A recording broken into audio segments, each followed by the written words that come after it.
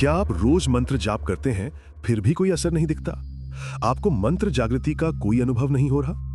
तो संभव है समस्या मंत्र में नहीं, आपके भीतर ही हो। जब केवल शब्दों का उच्चारण नहीं है, यह तो चेतना का संयोग है, मन, प्राण और शक्ति का एकत्र होना। लेकिन जब जप के समय आपका मन कहीं और भटक जाता है, तो लाखों बार जप करने पर भी परिणाम शून्य ही रहता है। ग्रंथों में कुछ बातें ऐसी बताई गई हैं जो आपकी जप की सफलता को नष्ट कर देती हैं। तो आइए जानते हैं कौन सी वो बातें हैं जो आपके मंत्र की सफलता में बाधा बनती हैं। जब आपका मन कहीं, शिव कहीं, शक्ति कहीं और प्राण कहीं और हो, तो लाखों जप करने पर भी सिद्धि नहीं मिलती।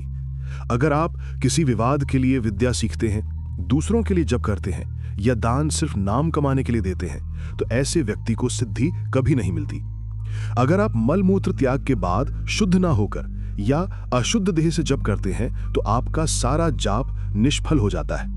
अगर आप मैले वस्त्र, असंवारे बाल या दुर्गंध युक्त मुख से जप करते हैं, तो देवता रुष्ट होकर शीघ्र नाश कर देते हैं। आलस्य, नींद, भूख, प्यास, भय या क्रोध, इनमें से कोई भी अवस्था जप के समय नहीं होनी चाहिए।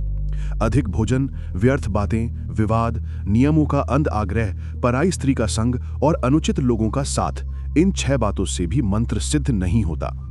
टोपी पहनकर, गंदे वस्त्रों में चलते हुए या शरीर रोग से ग्रस्त होकर जप करने से देवता रुष्ट हो जाते हैं। सोचिए, अगर इन बातों में से एक भी आपके भीतर है, तो क्या आपका जप सच में देवता तक पहुंच रहा है या बस हवा में खो रहा है बिना किसी प्रतिक्रिया के? सिद्धि कोई चमत्कार नहीं, वो साधना की सही दिशा है।